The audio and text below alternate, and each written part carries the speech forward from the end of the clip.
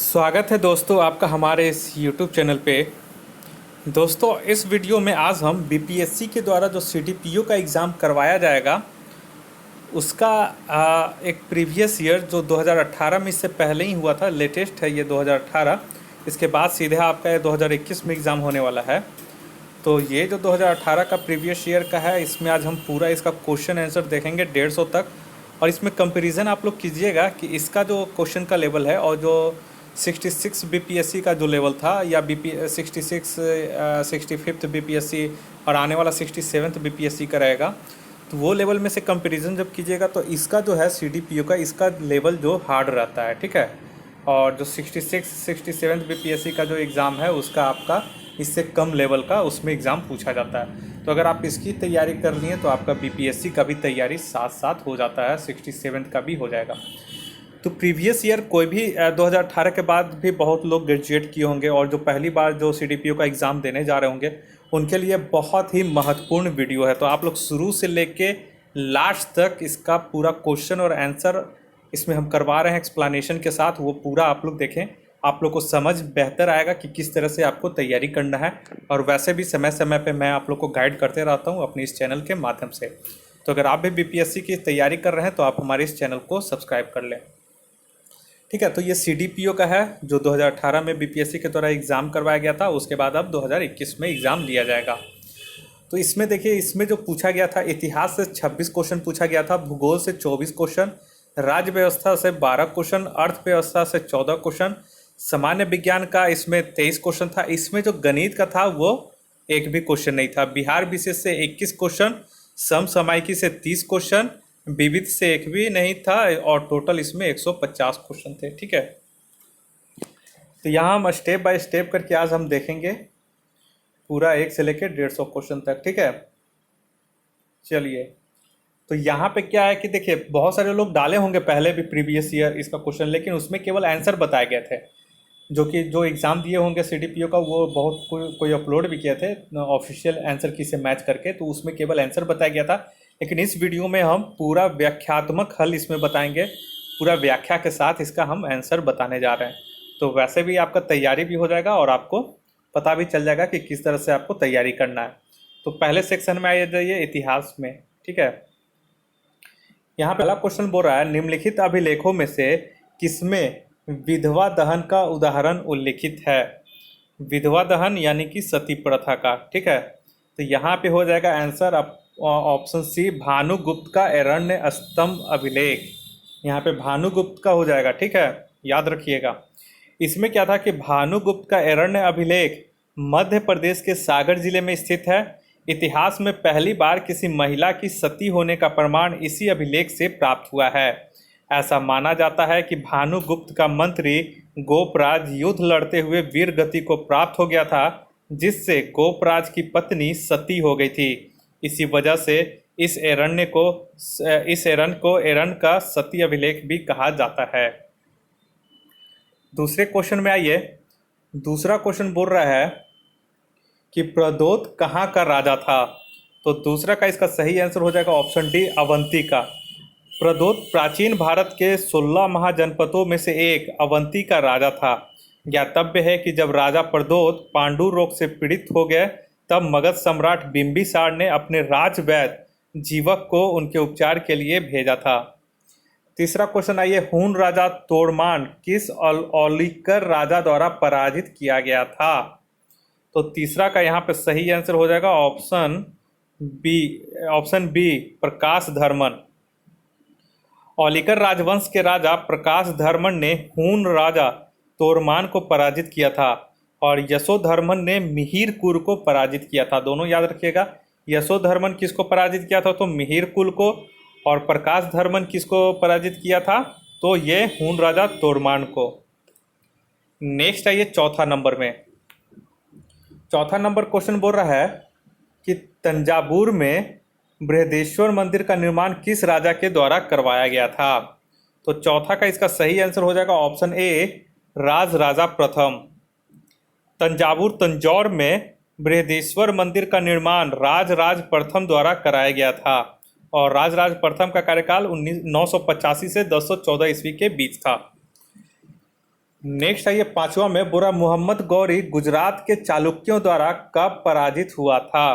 तो पांचवा का इसका कब पराजित हुआ था, तो इसका सही आंसर हो जाएगा पांचवा का आपका हो जाएगा, यहाँ पे देख लीजिए, पांचवा का डी हो जाएगा 1178 ईस्वी में। ठीक है, क्यों, देखिए मोहम्मद गौरी ने भारत पर अपने दूसरे आक्रमण के क्रम में 1178 ईस्वी में गुजरात के चालुक्य सोलंकी वंशीय शासक भी थे वहाँ पे, और सोलंकी शासक था, और मूलराज द्वितीय पर आक्रमण किया था। इस युद्ध में मूलराज द्वितीय ने मोहम्मद गौरी को आबू पर्वत के निकट पराजित किया था। नेक्स्ट आइए 6 नंबर में, 6 बोल रहा है, अलाउद्दीन खिलजी द्वारा द्वार समुद्र की विजय के लिए किसे नियुक्त किया गया था। तो छठा का यहाँ पे हो जाएगा ऑप्शन डी, मलिक काफूर को। अलाउद्दीन खिलजी ने अपनी दक्षिण विजय के लिए मलिक काफूर को नियुक्त किया था। मलिक काफूर ने द्वार समुद्र के होयसल वंशीय शासक वीर बल्लाल के विरुद्ध द्वार समुद्र की ओर 1310 ईस्वी में कूच किया, और 1311 ईस्वी में बल्लाल ने उसकी अधीनता स्वीकार कर ली थी। सातवां में आइए, 7वां नंबर बोल रहा है, मोरक्को के यात्री इब्न बतूता का वृत्तांत किस रूप में जाना जाता है। तो सातवां का यहाँ पे सही आंसर हो जाएगा ऑप्शन ए, रिहला। मोरक्को के यात्री इब्न बतूता द्वारा अरबी भाषा में लिखा गया उसका यात्रा वृत्तांत रिहला कहलाता है। यह वृत्तांत 14वीं शताब्दी में भारतीय उपमहाद्वीप के सामाजिक और सांस्कृतिक जीवन के विषय में प्रचुर व रोचक जानकारियां उपलब्ध कराता है।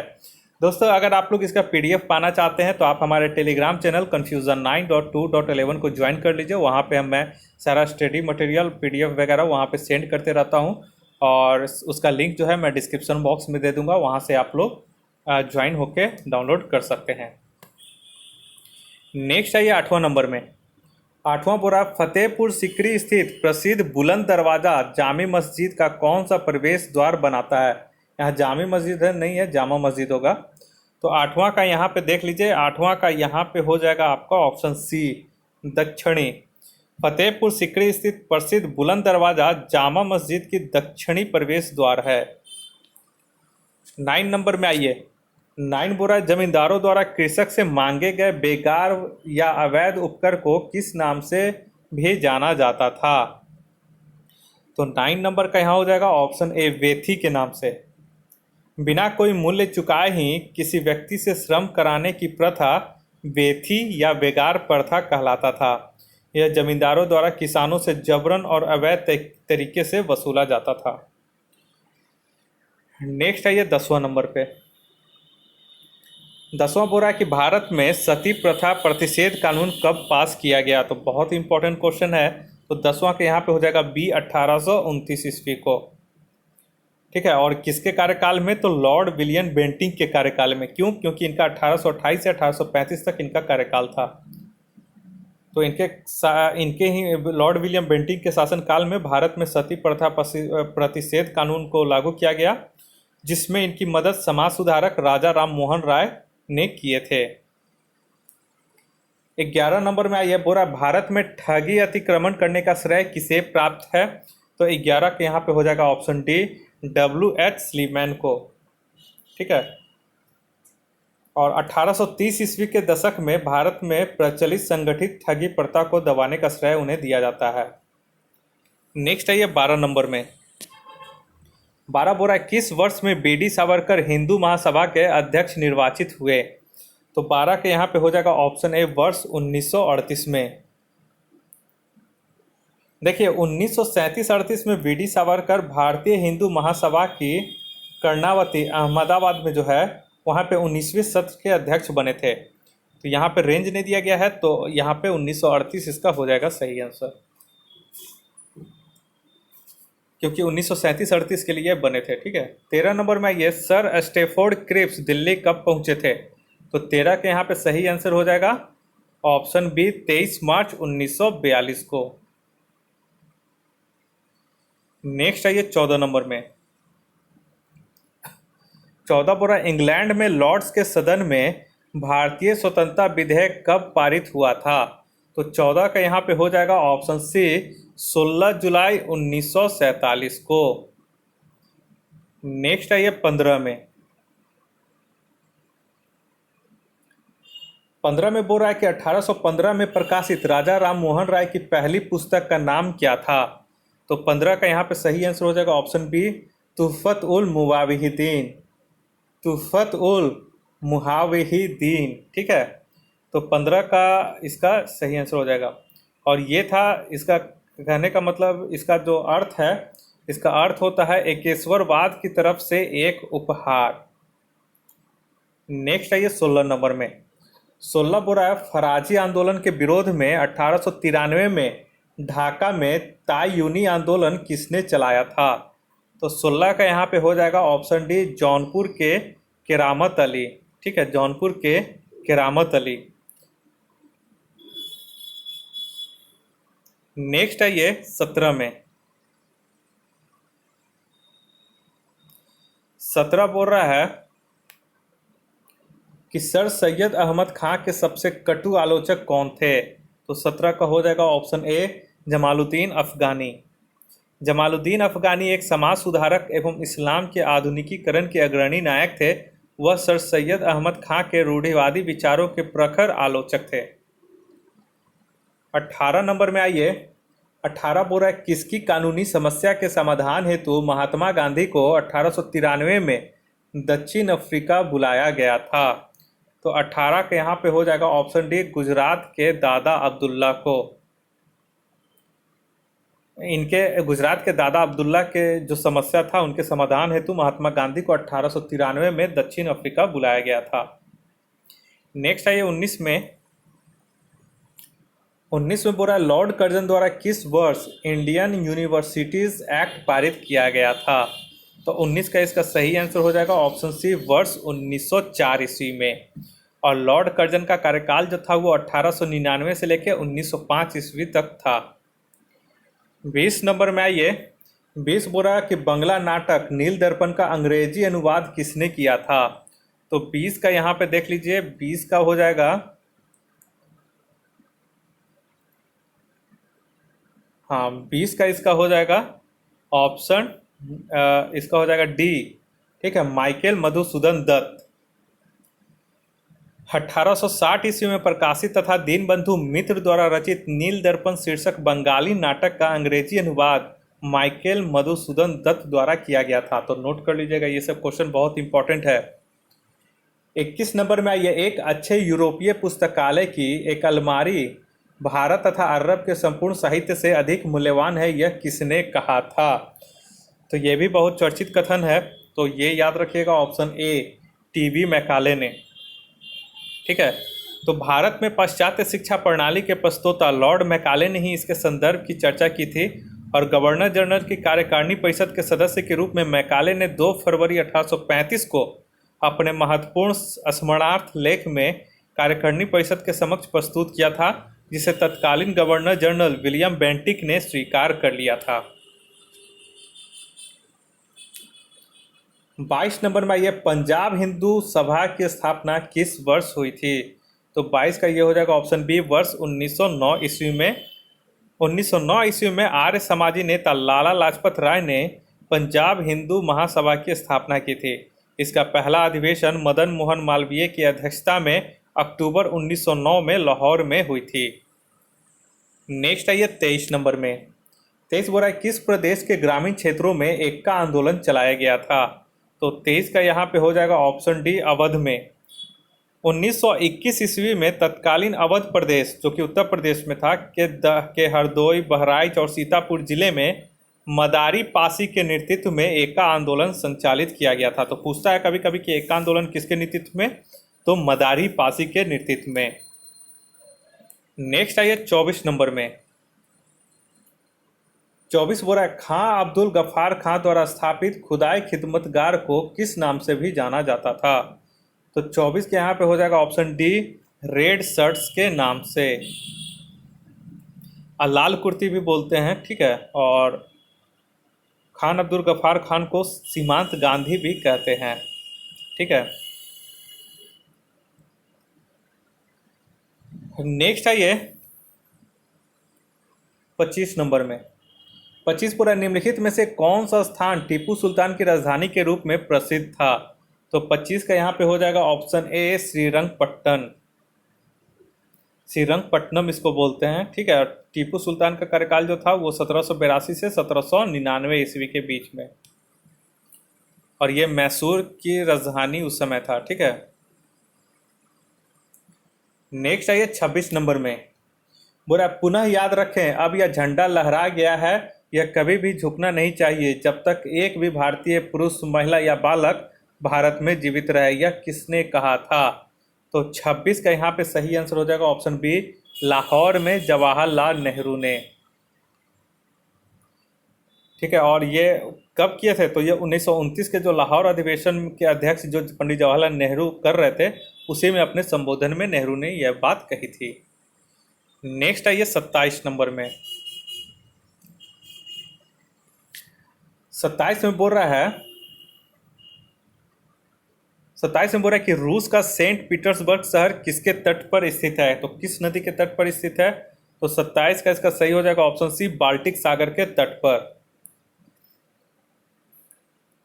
और सेंट पीटर्सबर्ग एक बंदरगाह भी है, ठीक है। 1707 ईस्वी में इस शहर की स्थापना रूस के सम्राट पीटर द्वारा की गई थी और अगले 200 वर्षों तक यह रूसी साम्राज्य की राजधानी भी रहा था।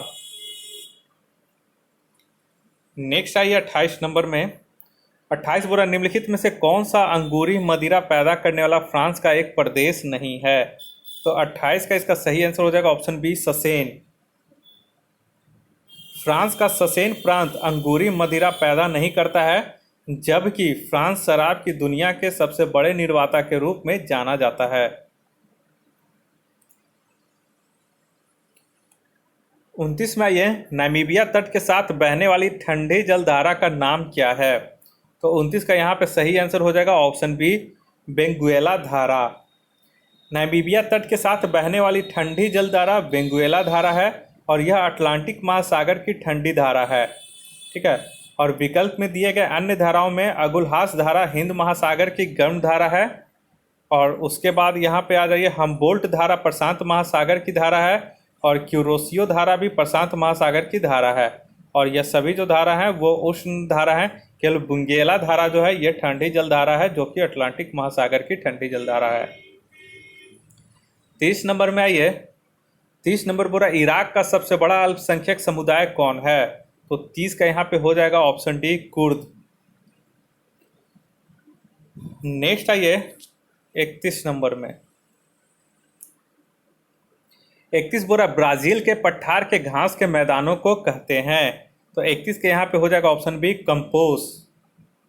ब्राजील के पठार के घास के मैदानों को कंपोस कहा जाता है, और विकल्प में अन्य घास के मैदानों में से पंपोस अर्जेंटीना में, ठीक, और वेल्स जो है वो दक्षिण अफ्रीका में, और डाउन्स जो है वो ऑस्ट्रेलिया में स्थित घास के मैदान को कहते हैं।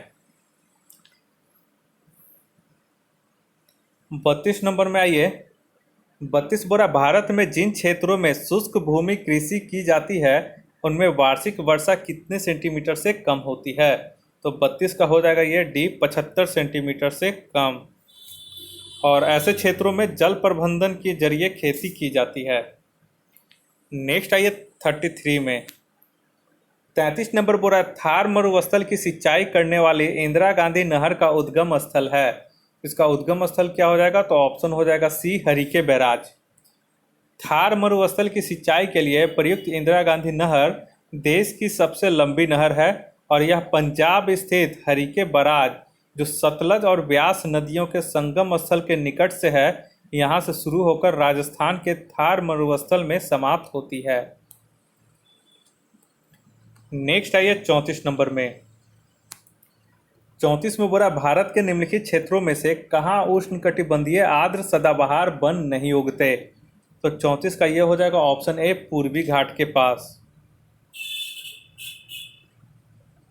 नेक्स्ट आइए 35 में।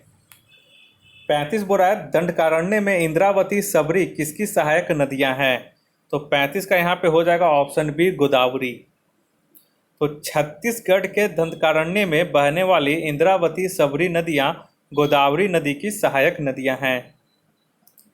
नेक्स्ट आइए 36 नंबर में। 36 बोला निम्नलिखित में से कौन सी वायुमंडलीय विशेषता भारतीय ग्रीष्म मानसून के प्रदर्शन से संबंध है? तो 36 का यहाँ पे सही आंसर हो जाएगा ऑप्शन ई। क्यों? क्योंकि देखिए दिए गए विकल्पों में ए और सी दोनों की वायुमंडलीय विशेषताएं भारतीय ग्रीष्म मानसून को प्रभावित करती हैं, तो यहाँ पे एक से अधिक हो जाएगा ए और सी। ठीक है। 27 में आइए, बोल रहा है कि मणिपुर की मध्य घाटी में संकेंद्रित गैर अनुसूचित लोगों को कहा जाता है। तो 37 का यहाँ पे हो जाएगा ऑप्शन ए मैतेई। मणिपुर के मध्य घाटी में संकेंद्रित गैर अनुसूचित लोगों को मैतेई कहा जाता है और मणिपुर में मैतेई जातीय समूह के लोग राज्य की कुल आबादी के 53% हैं, 53% हैं। नेक्स्ट आइए 38 नंबर में।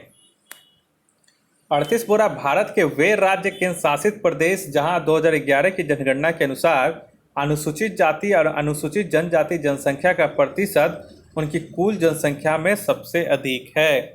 तो 38 का इसका सही हो जाएगा ऑप्शन सी, पंजाब और लक्षद्वीप। पंजाब देश का एक ऐसा राज्य है जहां राज्य की कुल आबादी में अनुसूचित जाति यानी कि एससी की आबादी 31.94% के साथ देश में सर्वोच्च है, जबकि लक्षद्वीप में कोई भी अनुसूचित जाति नहीं है। ठीक है।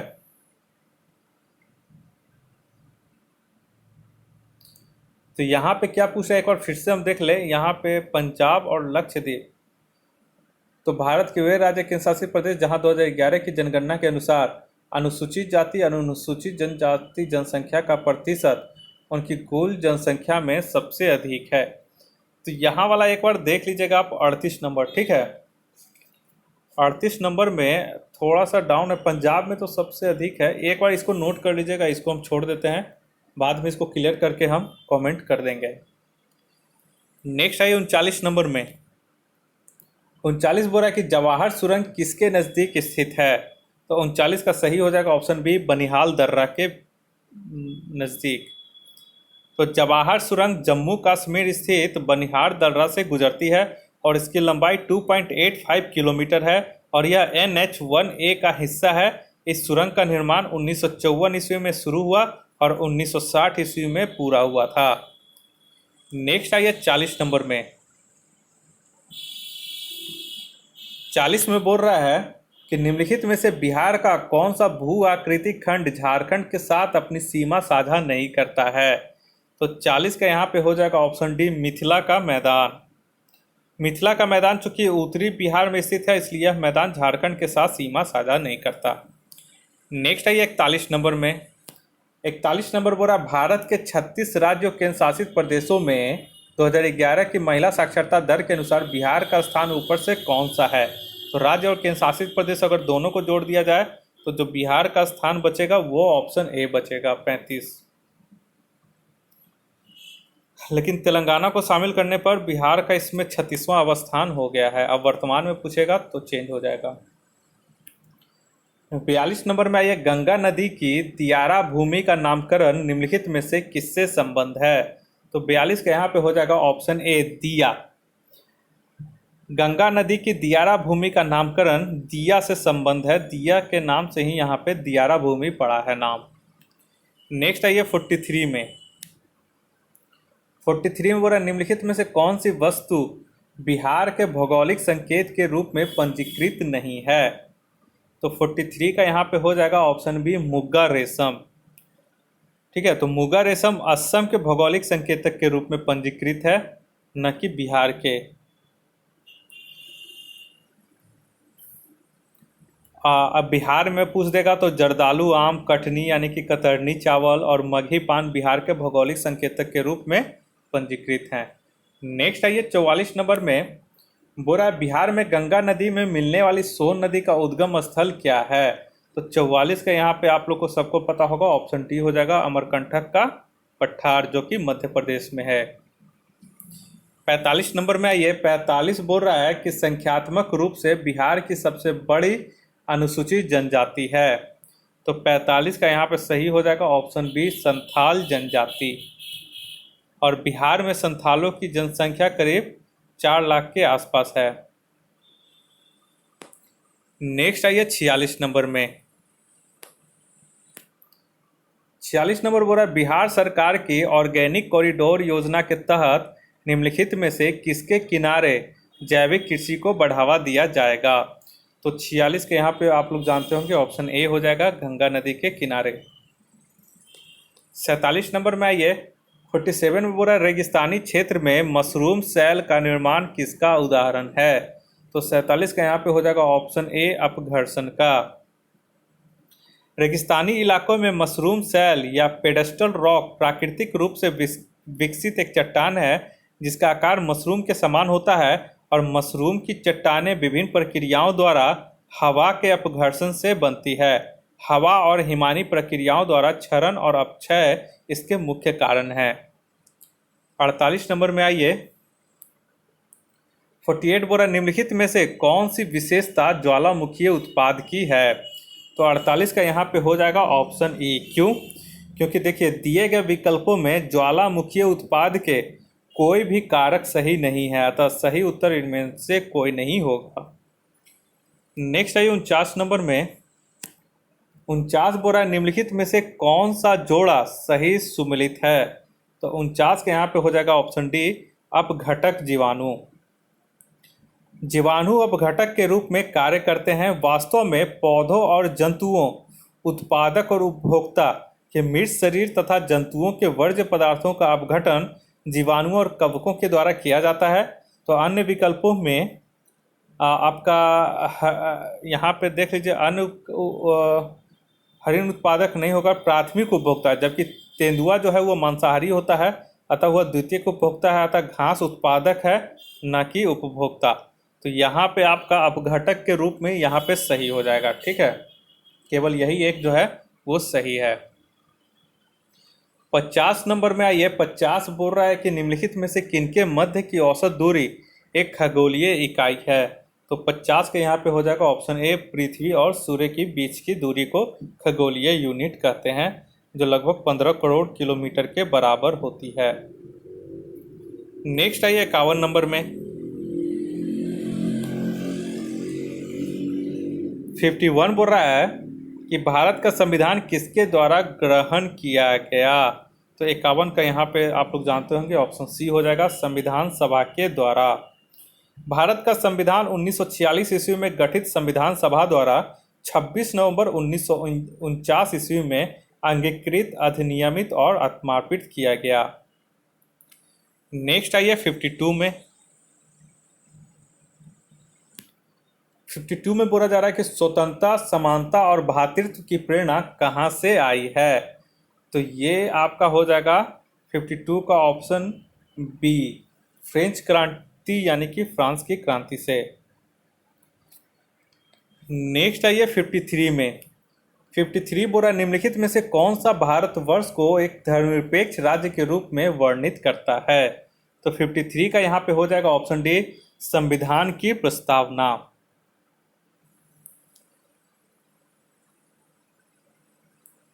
54 में आइए, 54 बोरा संवैधानिक उपचार का अधिकार किसके अंतर्गत आता है। तो 54 का यहाँ पे सही आंसर हो जाएगा ऑप्शन ए, मौलिक अधिकार के तहत। देखिए संविधान में संवैधानिक उपचारों का अधिकार आर्टिकल 32 में है, यानी कि 32 में है, और इसी को डॉक्टर भीमराव अंबेडकर ने संविधान की आत्मा कहा है, अनुच्छेद 32 को। 55 में आइए, 55 बोरा भारत के संविधान का कौन सा अनुच्छेद देवनागरी लिपि में हिंदी को संघ के सरकारी भाषा के रूप में मान्यता देता है। तो 55 का हो जाएगा ऑप्शन सी, 343 का 1 में। ठीक है, लेकिन 1 नहीं है तो 343 यहाँ पे सही हो जाएगा। नेक्स्ट है 56 में, 56 नंबर क्वेश्चन बोल रहा है प्रथमतः आपात स्थिति की घोषणा कितने समय काल के लिए सीमित की जा सकती है। तो 56 का यहाँ पे हो जाएगा ऑप्शन सी, 6 महीना के लिए। भारतीय संविधान के अनुच्छेद 352 के 5 के प्रावधानों के तहत संसद द्वारा अनुमोदित आपात की घोषणा 6 मास की अवधि की समाप्ति के बाद परिवर्तित नहीं रहेगी, यानी कि 6 महीना तक इसको सीमित किया जा सकती है। नेक्स्ट आइए 57 में बोला केंद्र शासित प्रदेश के मुख्यमंत्री जहां पर इस तरह का प्रावधान है किसके द्वारा नियुक्त किए जाते हैं। तो 57 के यहाँ हो जाएगा ऑप्शन ए, राष्ट्रपति के द्वारा। और भारत के संविधान के अनुच्छेद 239 के के प्रावधानों के अनुसार विधानसभा वाले केंद्र शासित प्रदेश के मुख्यमंत्री की नियुक्ति राष्ट्रपति द्वारा की जाती है। साथ ही अन्य मंत्रियों की नियुक्ति भी राष्ट्रपति द्वारा मुख्यमंत्री की सलाह से की जाती है। तो अब जैसे केंद्र शासित प्रदेश जैसे पुदुचेरी और नई दिल्ली है, तो वहाँ पर जो मुख्यमंत्री हैं उनका जो नियुक्ति करेंगे वो राष्ट्रपति के द्वारा होगा। ठीक है। 58 में आइए। 58 में बोला भारत के संसद का व्यय किसके द्वारा नियंत्रित किया जाता है? तो 58 का यहाँ पे हो जाएगा ऑप्शन डी, नियंत्रक व महालेखा परीक्षक यानी कि कैग के द्वारा। और भारतीय संविधान के अनुच्छेद 148 से लेकर 151 तक नियंत्रक एवं महालेखा परीक्षक के पद के सृजन, नियुक्ति तथा कर्तव्यों का इसमें उल्लेख किया गया है। 59 नंबर में आइए। 59 बोला जनहित याचिका की धारणा किस देश से उत्पन्न हुई है? तो 59 का यहाँ पे हो जाएगा ऑप्शन डी, यूएसए यानी कि अमेरिका से। नेक्स्ट आइए 60 में। 60 में बोल रहा है कि किसी व्यक्ति की अवैध हिरासत के खिलाफ निम्नलिखित में से कौन सी रीट लागू होती है? तो 60 का यहाँ पे है ऑप्शन ए, बंदी प्रत्यक्षीकरण, हैबियस कॉर्पस। ठीक है। और भारतीय संविधान के अनुच्छेद 32 के प्रावधानों के तहत उच्चतम न्यायालय द्वारा तथा अनुच्छेद 226 के प्रावधानों के तहत उच्च न्यायालय के द्वारा बंदी प्रत्यक्षीकरण रीट किसी व्यक्ति की अवैध हिरासत के खिलाफ जारी की जाती है और इस रीट के जरिए न्यायालय बंदी बनाए गए व्यक्ति को सशरीर पेश करने का आदेश जारी करता है। नेक्स्ट आइए 61 नंबर में। बोरा संवैधानिक प्रावधान के संशोधन का प्रावधान किसमें दिया गया है? तो 61 का यहाँ पे सही हो जाएगा ऑप्शन सी, भाग 20 अनुच्छेद 368। ठीक है, याद रखिएगा भाग 20 में है और अनुच्छेद पूछेगा तो अनुच्छेद 368 में है। 62 में आइए। 62 बोला भारतवर्ष की रक्षा बल के सुप्रीम कमांडर होते हैं। तो 62 का ये आप लोग को पता होगा ऑप्शन बी, भारत के राष्ट्रपति। किस अनुच्छेद के तहत? तो अनुच्छेद 53(2) के तहत। नेक्स्ट आइए 63 में। 63 बोल रहा है भारतवर्ष में निम्नलिखित में से कौन सी विनिमय दर व्यवस्था लागू है? तो 63 का यहाँ पे हो जाएगा option C, manage dot float. ठीक है, भारत में मैनेज अथवा डॉट फ्लोट विनिमय दर व्यवस्था लागू है। मैनेज विनिमय दर व्यवस्था एक फ्लोटिंग विनिमय दर है जहाँ किसी देश का केंद्रीय बैंक कभी कभी किसी देश के मुद्रा मूल्य की दिशा या परिवर्तन की गति को बदलने के लिए हस्तक्षेप करता है। ज़्यादातर उदाहरणों में एक मैनेज सिस्टम में केंद्रीय बैंक घरेलू अर्थव्यवस्था में विघटनकारी होने से पहले बाहरी आर्थिक आघात के खिलाफ एक बफर के रूप में कार्य करता है और इसे ही डर्टी फ्लोगेट सिस्टम के रूप में भी जाना जाता है। 64 में आइए। 64 में बोला निम्नलिखित में से कौन सा निवेशक एजेंसी भारत सरकार की प्रतिभूतियां खरीद सकता है? तो 64 के यहाँ पे हो जाएगा ऑप्शन बी, 1, 2, 3, 1, 2, 3 सभी जो हैं ये भारत सरकार की प्रतिभूतियां खरीद सकती हैं। नेक्स्ट आइए 65 में। 65 बोला रिजर्व बैंक ऑफ इंडिया एक वित्त वर्ष में कितनी बार आर्थिक नीति की समीक्षा करती है? तो 65 के यहाँ पे हो जाएगा ऑप्शन ए, द्विमासिक स्तर पर।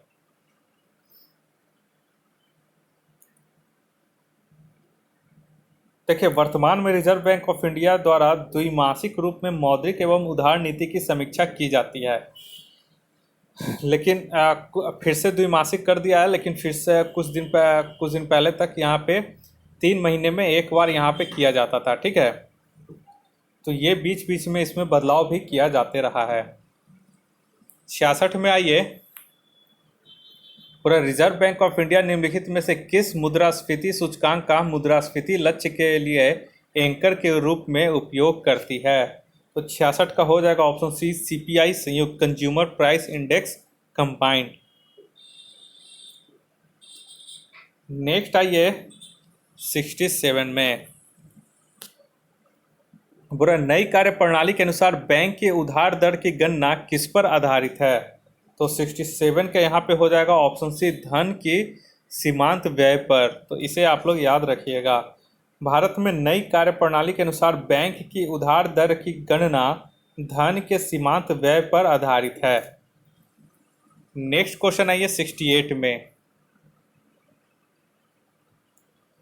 68 बोल रहा है, अर्थव्यवस्था में आर्थिक आपूर्ति की रकम निम्नलिखित में से किस समष्टि अर्थशास्त्री चर को प्रभावित करता है? तो 68 का यहाँ पे हो जाएगा ऑप्शन ई। क्यों? क्योंकि देखिए अर्थव्यवस्था में आर्थिक आपूर्ति की रकम विकल्प में दिए गए सभी चारों को प्रभावित करता है, तो इसलिए एक से अधिक इसका सही आंसर हो जाएगा।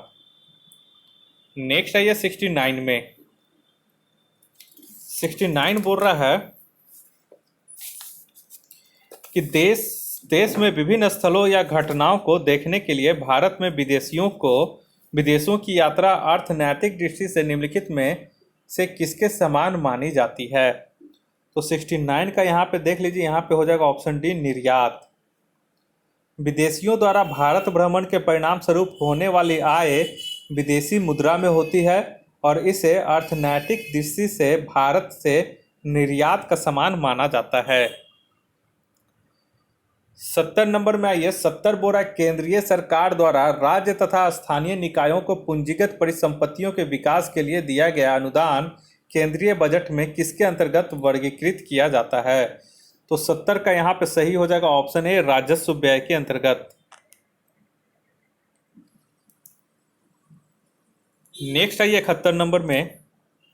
71 नंबर बोल रहा है, राष्ट्रीय बचत प्रमाण पत्र की बिक्री से प्राप्त हुई राशि भारत सरकार के किस खाते में जमा होती है? तो 71 का यहाँ पे सही हो जाएगा ऑप्शन सी, भारत का सार्वजनिक खाता में। नेक्स्ट आइए 72 नंबर में।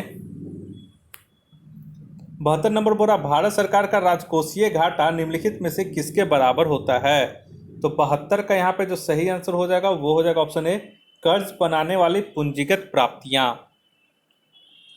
ठीक है, भारत सरकार का राजकोषीय घाटा कर्ज बनाने वाली पूंजीगत प्राप्तियां के बराबर होती हैं। 73 नंबर में आइए, बोल रहा है कि वस्तु एवं सेवा कर जीएसटी के संदर्भ में राजस्व तटस्थ कर दर का अर्थ क्या है? तो 73 का यहाँ पे सही आंसर हो जाएगा,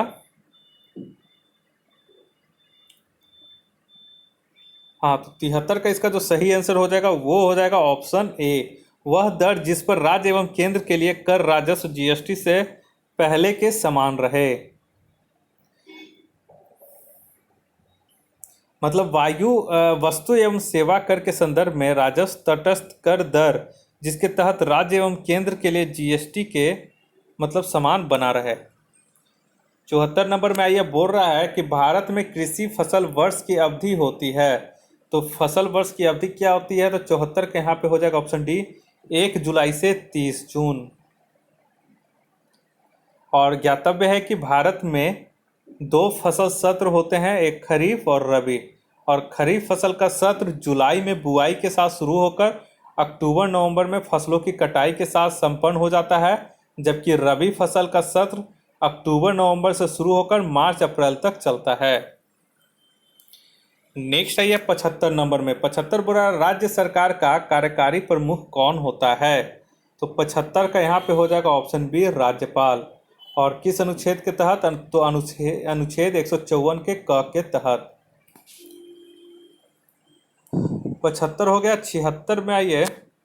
76 में बोला, 2 रुपए और उससे अधिक मूल्य की मुद्रा के नोट की देनदारी किसकी होती है? तो 76 का यहाँ पे हो जाएगा option B, Reserve Bank of India.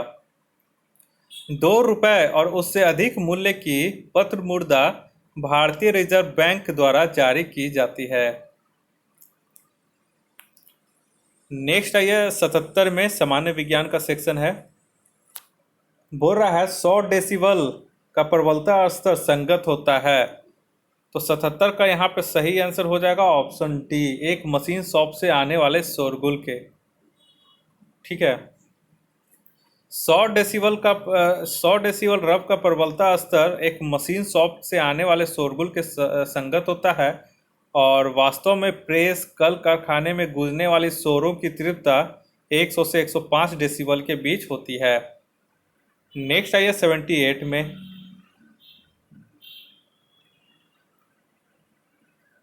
78 बोरा एक क्षैतिज वृत्त में स्थिर चाल से घूम रहे पिंड के लिए निम्नलिखित में से कौन सा स्थिर रहेगा। ठीक है, तो 78 का यहाँ पे देख लीजिए ऑप्शन डी जो है गतिज ऊर्जा जो है हमेशा स्थिर रहेगा। गतिज ऊर्जा बराबर हाफ mv² होता है। 79 में ये कुकिंग ताप पर स्थिर रहने वाला क्लोरीन युक्त कृत्रिम स्वीटनर जिसका रूप तथा स्वाद शक्कर की तरह होता है निम्नलिखित में से कौन सा है। तो 79 का यहाँ पे हो जाएगा ऑप्शन सी सुक्रोलोज। ठीक है, और सुक्रोलोज एक कृत्रिम स्वीटनर एवं शर्करा का एक विकल्प है। यह शरीर में खंडित नहीं होता है, इसलिए यह एक नॉन कैलोरिक उत्पाद है और मधुमेह पीड़ित भी इसका उपयोग कर सकते हैं। नेक्स्ट है ये 80 नंबर में। 80 नंबर बोल रहा है निम्नलिखित में से कौन सा एक एंटीबायोटिक नहीं है। तो 80 का यहाँ पे हो जाएगा ऑप्शन बी ऑक्सीटोसिन। ऑक्सीटोसिन एक पेप्टाइड हार्मोन है जबकि अन्य सभी विकल्प एंटीबायोटिक्स हैं। 81 में आइए 81 बोल रहा है कि हेपेटाइटिस बी विषाणु का उद्भव काल होता है। तो इसका हो जाएगा 81 का सही आंसर जो हो जाएगा वो हो जाएगा ऑप्शन बी 30 से 180 दिन के बीच, यानी कि उद्भव जो होता है वो 1 महीने से लेकर 6 महीने के बीच होता है। नेक्स्ट है 82 में। 82 बोल रहा है निःश्वसन के समय डायफ्राम हो जाता है। तो 82 का यहाँ पे हो जाएगा ऑप्शन बी गुंबदाकार। तो डायफ्राम एक पतली कंकाल की मांसपेशी है जो हमारी छाती के साथ जुड़ी रहती है और यह पेट को छाती से अलग करती है। 83 में आइए 83 में बोला निम्नलिखित में से कौन सी एक गैस वातावरण प्रदूषक मानी जाती है। तो 83 का यहाँ पे सही हो जाएगा ऑप्शन सी सल्फर डाइऑक्साइड यानी कि SO2 और इसके चलते ही अम्ल वर्षा होती है। 84 में ये बोल रहा है कि निम्नलिखित में से किसका प्रयोग मच्छरों के जैविक नियंत्रण के लिए किया जाता है। तो 84 का यहाँ पे हो जाएगा ऑप्शन डी गैम्बूसिया का। गैम्बूसिया ताजे पानी की एक मछली है जो मच्छरों के अंडों को निगल जाती है और मच्छरों को भी निगल जाती है। नेक्स्ट है 85 में बोल रहा है विटामिन सी की कमी से होता है। तो विटामिन सी की कमी से यहाँ पे 85 का सही आंसर हो जाएगा ऑप्शन सी स्कर्वी। नेक्स्ट आइए 86 में। 86 बोल रहा है ऑडियो मीटर क्या नापता है। तो 86 का यहाँ पे हो जाएगा ऑप्शन डी ध्वनि की तीव्रता। और ऊंचाई के मापन के लिए अल्टीमीटर और वायुमंडलीय दाब मापने के लिए बैरोमीटर और हृदय गति मापने के लिए स्टेथोस्कोप का प्रयोग किया जाता है। 87 में ये हीमोग्लोबिन का कार्य है। तो इसका क्या कार्य है, तो ये हो जाएगा ऑप्शन ए ऑक्सीजन का परिवहन। नेक्स्ट आइए 88 में। 88 बोला यदि बल को न्यूटन में और दूरी को मीटर में प्रदर्शित किया जाए तो किए हुए कार्य को प्रदर्शित किया जाएगा। तो 88 का हो जाएगा ऑप्शन ए जूल में। नेक्स्ट आइए 89 में। बोरा निम्नलिखित में से कौन सा रेडियोधर्मी तत्व नहीं है। तो 89 का हो जाएगा ऑप्शन डी कैडमियम जो है ये रेडियोधर्मी तत्व नहीं है, बाकी यूरेनियम रेडियम और थोरियम ये सभी रेडियो एक्टिव एलिमेंट हैं। नेक्स्ट आइए 90 नंबर में। 90 बोरा डॉक्टरी मृत्यु की घोषणा होती है कब। तो जब ये कब घोषणा की जाती है तो ऑप्शन डी हो जाएगा उपयुक्त सभी तीनों तथ्य एक साथ मौजूद हो, यानी कि नाड़ी गति बंद हो गई हो, हृदय गति रुक गई हो, आंख की पुतलियाँ स्थिर एवं फैल गई हो तथा प्रकाश पड़ने पर कोई प्रतिक्रिया नहीं हो। तो ये तीनों चीज चेक किया जाता है तभी जाकर के डॉक्टर लोग हैं जो किसी व्यक्ति को मृत घोषित करते हैं। नेक्स्ट आइए 91 नंबर में। 91 बोल रहा है निकट दृष्टि दोष किसके प्रयोग से उपचारित किया जा सकता है। तो 91 का यहाँ पे जो सही आंसर हो जाएगा, ठीक है, वो हो जाएगा ऑप्शन बी, 91 का बी, अवतल लेंस। निकट दृष्टि दोष किसको मायोपिया, कभी कभी मायोपिया ही लिख देता है निकट दृष्टि दोष की जगह, ठीक है। तो आप लोग देख लीजिएगा, निकट दृष्टि दोष में अवतल लेंस का प्रयोग किया जाता है, यानी कि कॉन्केव लेंस का। 92 में आइए, बोल रहा है संघनन कंडेंसेशन क्या है। तो 92 का यहाँ पे हो जाएगा ऑप्शन सी, वाष्प का द्रव में परिवर्तन कंडेंसेशन यानी कि संघनन कहलाता है। नेक्स्ट आइए 93 में। 93 बोल रहा है नाभिकीय विखंडन किसके संघात के कारण होता है। तो 93 का यहाँ पे हो जाएगा ऑप्शन सी, न्यूट्रॉन के संघात के कारण। जब भारी नाभिक पर न्यूट्रॉनों की बमबारी की जाती है यानी कि संघात की जाती है, तो एक यूरेनियम नाभिक के विखंडन पर अधिक ऊर्जा तथा 3 न्यूट्रॉन पैदा होते हैं और ये न्यूट्रॉन यूरेनियम के अन्य नाभिक को फिर विखंडन करते हैं और ये सीरीज इसी तरह चलते रहती है। नेक्स्ट है ये 94 में, पीतल एक मिश्र धातु है, तो किसका है। तो ये हो जाएगा ऑप्शन डी, जस्ता तथा तांबा का, जिसमें 70% तांबा होता है और 30% जस्ता होता है। नेक्स्ट आइए 95 नंबर में, पूरा लोहे का विशुद्धतम रूप है। तो 95 का यहाँ पे हो जाएगा ऑप्शन डी, पिटवा लोहा। पिटवा लोहे का शुद्धतम रूप है, इसमें केवल 0.12 से 0.25% ही अशुद्धि होता है। नेक्स्ट आइए 96 नंबर, प्रकाश वर्ष का संबंध है, तो ये आप सभी जानते हैं, लाइट ईयर, ऑप्शन सी हो जाएगा, दूरी से। नेक्स्ट आइए 97 नंबर में, बुरा उस वैज्ञानिक का नाम बताएं जिसने कहा था कि पदार्थ को ऊर्जा में बदला जा सकता है। तो 97 का इसका हो जाएगा ऑप्शन डी, आइंस्टीन, और यही E=mc² का फार्मूला दिए थे और इनको जो नोबेल पुरस्कार मिला था भौतिकी का, वो प्रकाश विद्युत प्रभाव के अध्ययन के लिए मिला था। नेक्स्ट आइए 98 में, बोल रहा है वह उपकरण जो ईंधन की रासायनिक ऊर्जा को सीधे विद्युत ऊर्जा में बदल देती है। तो ये हो जाएगा ईंधन सेल। तो 98 का इसमें देख लेते हैं ऑप्शन क्या दिया हुआ है। हाँ, तो 98 का यहाँ पे हो जाएगा ऑप्शन सी, ईंधन सेल, ठीक है। नेक्स्ट आइए 99 नंबर में। 99 बोला मानव शरीर में निम्नलिखित में से कौन सी ग्रंथि जोड़े के रूप में मौजूद रहती है। तो 99 का हो जाएगा ऑप्शन ए, अर्ध अधिवृक्क। मानव शरीर में अधिवृक्क ग्रंथि हमेशा जोड़े के रूप में मौजूद रहती है, ठीक है। और इसका बाहरी भाग कॉर्टेक्स और आंतरिक भाग मेडुला कहलाता है। तो ये आप लोग नोट कर लीजिएगा। बिहार विशेष में आइए 100वां क्वेश्चन, बोरा देश में जनसंख्या के संदर्भ में बिहार राज्य का स्थान 2011 जनगणना के अनुसार क्या है। तो 100 का यहाँ पे हो जाएगा ऑप्शन ए, तृतीय यानी कि तीसरा। पहला पे हो जाएगा उत्तर प्रदेश, दूसरा महाराष्ट्र, तीसरा बिहार, चौथा पश्चिम बंगाल। नेक्स्ट आइए 101 में। 101 बोल रहा है बिहार के किस जिले में साक्षरता दर सबसे अधिक है। तो 101 का हो जाएगा यहाँ पे ऑप्शन बी, रोहतास, 75.59%।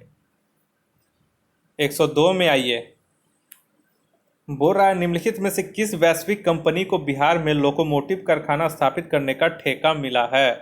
तो 102 का यहाँ पे हो जाएगा option B, GE and Alstom को। बिहार में 2 लोकोमोटिव कारखाना स्थापनाधीन है। इनमें से 14,686 करोड़ रुपए की लागत वाला पहला मढ़ौरा स्थित डीजल लोकोमोटिव कारखाना का ठेका अमेरिकी कंपनी GE को तथा 20,000 करोड़ की लागत वाली दूसरी इलेक्ट्रिक लोकोमोटिव कारखाने का ठेका फ्रेंच कंपनी अल्स्टॉम को दिया गया है। नेक्स्ट आइए 103 में, बोल रहा है कपिलांश धातु उद्योग की स्थापना कहाँ हुई है। तो 103 का यहाँ पे हो जाएगा ऑप्शन ए, बक्सर जिला के राजपुर में। कपिलांश भारत का कास्ट अपर फिटिंग्स एवं पाइपों की अग्रणी निर्माता कंपनी है, जिसका मुख्यालय नागपुर महाराष्ट्र में है और यह कंपनी बक्सर जिले के राजपुर में अपनी निर्माण इकाई की स्थापना कर रही है। नेक्स्ट आइए 104 में, बोरा सुधा कोऑपरेटिव की स्थापना किस IAS अधिकारी ने की थी। तो 104 का यहाँ पे हो जाएगा ऑप्शन बी, रामचंद्र सिन्हा ने। 1983 ईस्वी में स्थापित सुधा कोऑपरेटिव डेयरी की स्थापना वरिष्ठ आईएएस अधिकारी रामचंद्र सिन्हा ने की थी। नेक्स्ट आइए 105 में बोरा बिहार में लीची उत्पादन है। तो 105 का यहाँ पे हो जाएगा ऑप्शन सी, भारत के उत्पादन का 74% लीची का उत्पादन बिहार में होता है। नेक्स्ट आइए 106 में, मैं जहाँ भी हूँ जगदीशपुर वहीं है, यह किसने कहा था? तो 106 का ये हो जाएगा ऑप्शन सी, कुंवर सिंह। और अमर सिंह जो है कुंवर सिंह के भाई थे, और कुंवर सिंह ने यह कहा था 1857 के प्रथम भारतीय स्वतंत्रता संग्राम में। नेक्स्ट आइए 107 में, 107 बोला बिरसा मुंडा के अनुयायी उन्हें किसकी अवतार मानते थे? तो 107 का यहाँ पे हो जाएगा ऑप्शन बी, धरती अब्बा के अवतार। नेक्स्ट आइए 108 में, 108 बोल रहा है कि बॉयकॉट और स्वदेशी आंदोलन के समर्थन में किस स्थान में गोल्डन लीग नामक संस्था की स्थापना हुई थी? इंपॉर्टेंट क्वेश्चन है। तो 108 का हो जाएगा ऑप्शन डी, देवघर में। नेक्स्ट आइए 109 में, 109 में बोला पटना से प्रकाशित होने वाला प्रथम अंग्रेजी अखबार कौन सा था? ठीक है, तो 109 का यहाँ पे हो जाएगा option B, the Bihar Herald. Next आइए 110 नंबर में, 110 बोला 1928 में बिहार में रविदास सभा का गठन किसने किया था? तो 110 का हो जाएगा ऑप्शन सी, जगजीवन राम ने। बाबू जगजीवन राम ने 1928 ईस्वी में रविदास सभा का गठन किया था बिहार में। नेक्स्ट आइए 111 नंबर, 111 बोला यदि नील की खेती करने से छूट चाहते तो नील के किसानों को कौन सा क्षतिपूर्ति कर देना पड़ता था?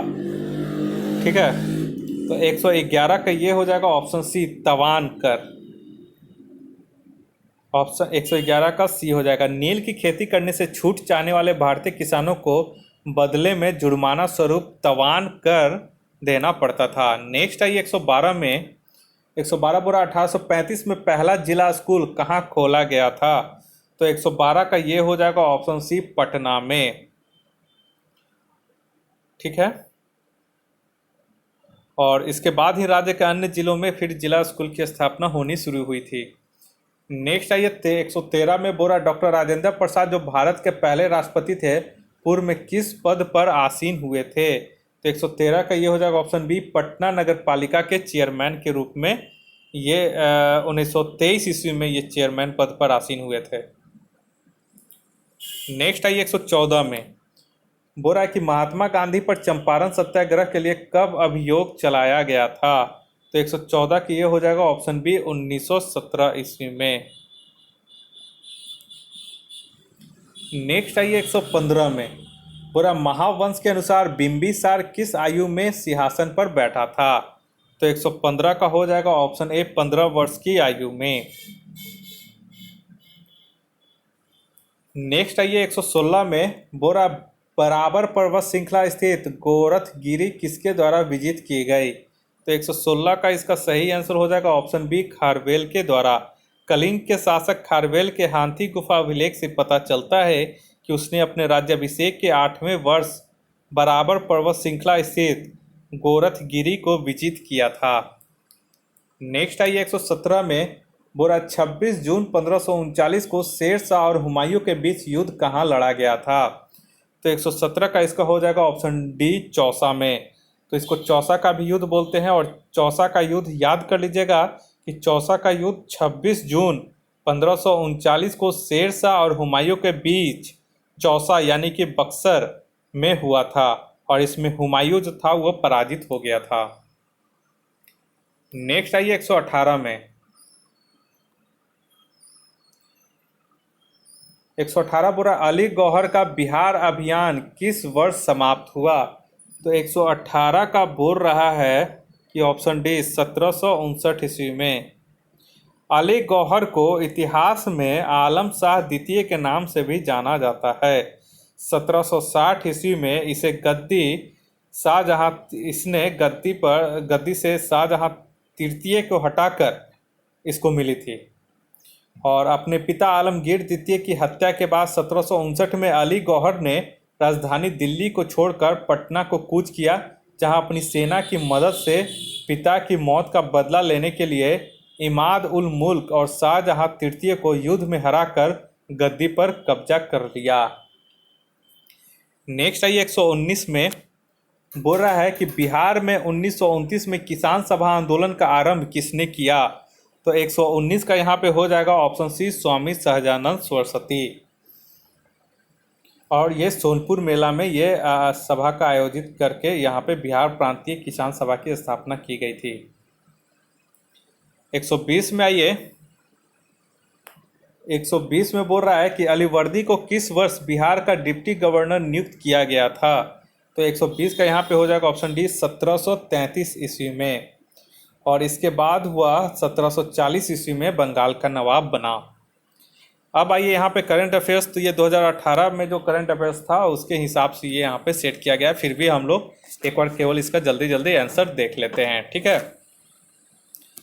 तो यहाँ पे आइए, बोल रहा है कि भारत के निम्नलिखित हवाई अड्डों में से कौन सा भारत में हेलीकॉप्टर टैक्सी हेली टैक्सी सेवा शुरू करने वाला पहला हवाई अड्डा बना है। तो 121 का इसका हो जाएगा ऑप्शन सी, कैंपागोड़ा अंतर्राष्ट्रीय हवाई अड्डा। ये कहाँ है? तो ये हवाई अड्डा बेंगलुरु कर्नाटक में है। नेक्स्ट आइए 122 में, 122 बोल रहा है किस राज्य में door step delivery of services scheme शुरू की गई है। तो 122 का हो जाएगा ऑप्शन बी, दिल्ली। लेकिन इसको केंद्र सरकार के द्वारा इसको फिर रोक दिया गया।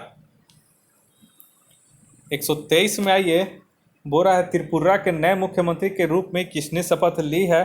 तो 123 का देखिए, उस समय जो एग्ज़ाम था उस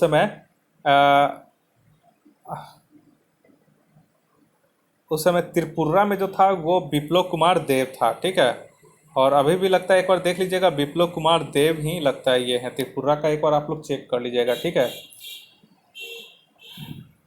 नेक्स्ट है ये 124 में,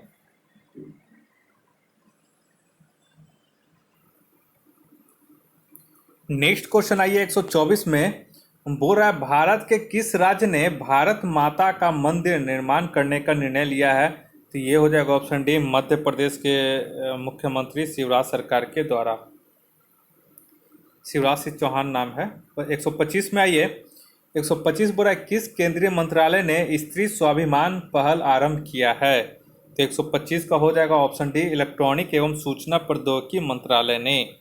और इस पहल का उद्घाटन 27 जनवरी 2018 को दिल्ली के खेल गांव परिसर स्थित सीरी फोर्ट ऑडिटोरियम में किया गया था। नेक्स्ट है ये 126 में, बोल रहा है इलेक्ट्रॉनिक वोटिंग मशीन में इस्तेमाल की जाने वाली वीवीपीएटी का पूर्ण रूप क्या है। तो ये हो जाएगा, इसका हो जाएगा option A, voter verifiable paper audit trail, ठीक है। तो ये सभी पूछता है, तो आप लोग एक बार इसको याद रखिएगा ये सब चीज़। नेक्स्ट है 127 में, 127 बुरा 8वें अंतर्राष्ट्रीय थिएटर ओलंपिक 2018 का विषय क्या है। तो 127 का इसका हो जाएगा ऑप्शन सी, मैत्री का ध्वज, फ्लैग ऑफ फ्रेंडशिप। और इसका उद्घाटन उपराष्ट्रपति वेंकैया नायडू के द्वारा किया गया था। और ये जो होता है ये केंद्रीय संस्कृति मंत्रालय के अंतर्गत राष्ट्रीय नाट्य विद्यालय यानी कि नेशनल स्कूल ऑफ ड्रामा के द्वारा संचालित किया जाता है। नेक्स्ट आइए 128 में, कि भारत का पहला राष्ट्रीय रेल एवं परिवहन विश्वविद्यालय स्थापित किया जा रहा है। तो ये हो जाएगा 128 का ऑप्शन डी, वडोदरा गुजरात में। नेक्स्ट आइए 129 में, 129 बोल रहा है कांडला पोर्ट का परिवर्तित नाम क्या है। तो 129 का हो जाएगा option A, Deendayal port Gujarat. Kandla port का परिवर्तित नाम दीनदयाल पोर्ट है और 25 दिसंबर 2017 के प्रभाव से यह नामांतरण किया गया है। कांडला पोर्ट देश के 13 मुख्य बंदरगाहों में से एक है। नेक्स्ट आइए 130 में, किस उच्च न्यायालय ने आधिकारिक संवाद में दलित शब्द के प्रयोग पर पाबंदी लगाई है। तो 130 का यहाँ पे सही हो जाएगा ऑप्शन डी, मध्य प्रदेश उच्च न्यायालय ने।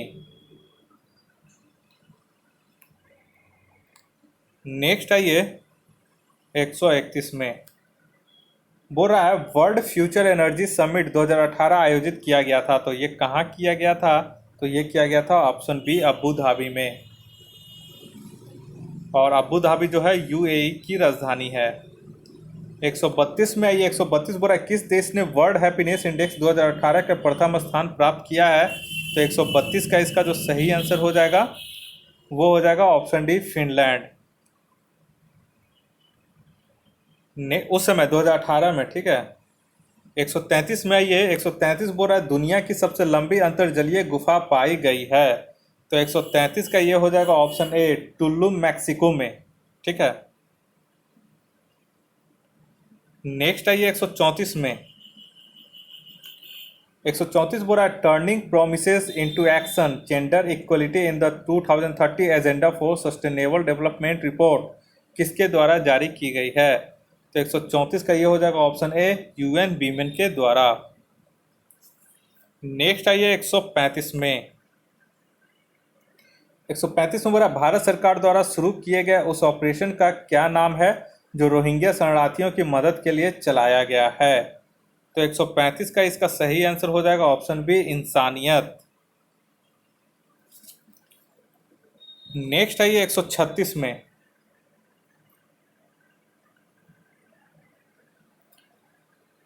100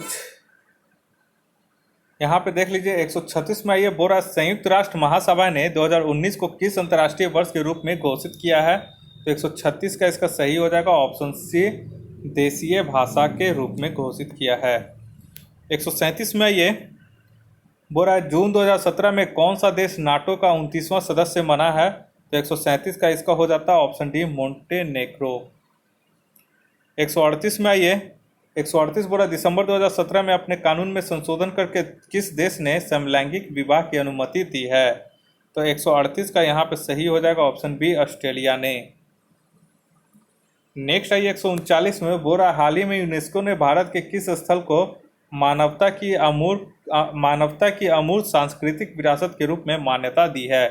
तो 139 का इसका हो जाएगा ऑप्शन ए कुंभ मेला को। नेक्स्ट आइए 140 में बोल रहा है कि मार्च 2018 में फ्रांस के राष्ट्रपति मैक्रोन के साथ हैदराबाद हाउस नई दिल्ली में प्रधानमंत्री नरेंद्र मोदी द्वारा हस्ताक्षरित समझौते की संख्या क्या है? तो 140 के यहाँ पे हो जाएगा ऑप्शन सी 14। नेक्स्ट आइए 141 में बोल रहा जम्मू एवं कश्मीर सरकार द्वारा पहला Mufti M Sayeed award for probity in public life 2018 किसको दिया गया? तो 141 का ये हो जाएगा ऑप्शन डी नीतीश कुमार को। नेक्स्ट आइए 142 में। 142 बोल रहा है किस राज्य सरकार ने इलेक्ट्रॉनिक सिगरेटों को बनाने एवं बिक्री खरीद पर हाल ही में पूरे राज्य में पूर्णतः प्रतिबंध लगा दिया है? तो 142 का ये हो जाएगा ऑप्शन डी बिहार सरकार ने। नेक्स्ट आइए 143 में बोला निम्नलिखित में से किस राज्य ने दिसंबर 2017 में सार्वजनिक स्थान पर महिलाओं के विरुद्ध होने वाले अपराधों पर अंकुश लगाने के लिए सेफ सिटी सर्विलांस स्कीम प्रारंभ किया है? तो 143 का इसका हो जाएगा ऑप्शन सी बिहार। नेक्स्ट आइए 144 में बोल रहा विश्व का प्रथम लिंग साहित्य महोत्सव आयोजित किया गया, तो ये कहाँ किया गया? तो ये हो जाएगा ऑप्शन ए पटना में। नेक्स्ट आइए 145 में।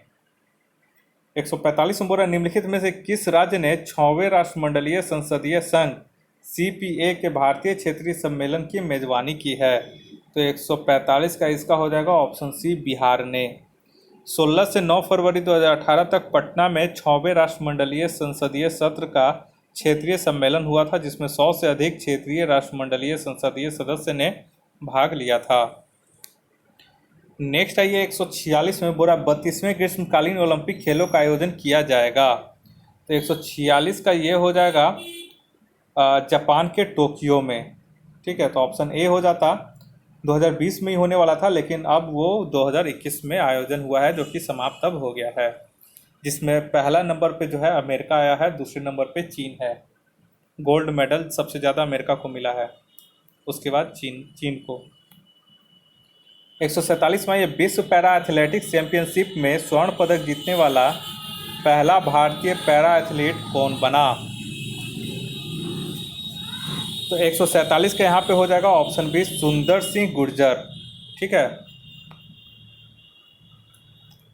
148वां ये बोल रहा है प्रसिद्ध पुस्तक Indira India's most powerful prime minister किसके द्वारा लिखी गई है। तो 148 का ये हो जाएगा ऑप्शन डी सागरिका घोष के द्वारा। नेक्स्ट आइए 149 में।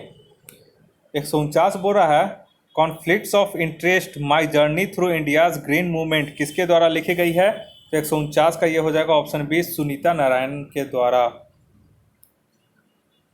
नेक्स्ट आइए और इस टेस्ट का आखिरी क्वेश्चन बोल रहा है time is now rural and urban activist transforming women's lifes निम्नलिखित में से किसका विषय था। तो ये 150 का हो जाएगा ऑप्शन डी अंतर्राष्ट्रीय महिला दिवस। और ये कब मनाया जाता है। तो 8 मार्च को। तो इस तरह से करके आप लोग के लिए मैंने बता दिया है कि ये बहुत है और हर किसी को जो चाहे नए छात्र हैं चाहे पुराने छात्र हैं जो CDPO की पहली बार एग्ज़ाम देने जा रहे हैं या जो पहले भी दे चुके हैं, इस वीडियो को पूरा 1 से लेकर 150 क्वेश्चन तक देखें और देखें कि इसका लेवल क्या रहता है। क्योंकि आप 66 के BPSC की तैयारी जैसे किए होंगे या फिर 67 BPSC की तैयारी कर रहे होंगे तो उससे ये वाला एग्ज़ाम नहीं निकलेगा, क्योंकि इसका लेवल आप लोगों ने देखा कि ये उससे ज़्यादा हार्ड लेवल का रहता है। ठीक है। तो इस वजह से इसमें सीट कम रहने की वजह से कंपटीशन भी अच्छा खासा रहता है। तो आप लोग को इसी के हिसाब से तैयारी करते रहना पड़ेगा। और इसका अगर तैयारी कर रहे होंगे तो आपको 67 BPSC जो है वो आसानी से निकल जाएगा। तो ये जो भी BPSC के एग्ज़ाम देते हैं वो इस वीडियो को अवश्य देखें और अच्छे से देखें। केवल इसमें जो है वो मैथ्स का जो सेक्शन है वो नहीं रहता है। तो इस वजह से कुछ लोगों को फ़ायदा होगा, कुछ लोगों को नुकसान हो जाता है। तो ये वीडियो यहीं पे समाप्त करते हैं और आगे फिर मिलते हैं एक नए टेस्ट में, नए वीडियो में। अगर आप हमारे चैनल पर पहली बार विजिट कर रहे हैं तो कृपया करके आप हमारे चैनल को सब्सक्राइब कर लें इसी तरह का टेस्ट पाने के लिए। और अगर आप PDF चाहते हैं तो आप हमारा टेलीग्राम चैनल confusion9.2.11 सब्सक्राइब कर लें, वहाँ पे ये PDF सेंड कर दिया जाएगा। इस वीडियो को देखने के लिए आप लोग का बहुत बहुत शुक्रिया। आपका दिन मंगलमय हो। धन्यवाद।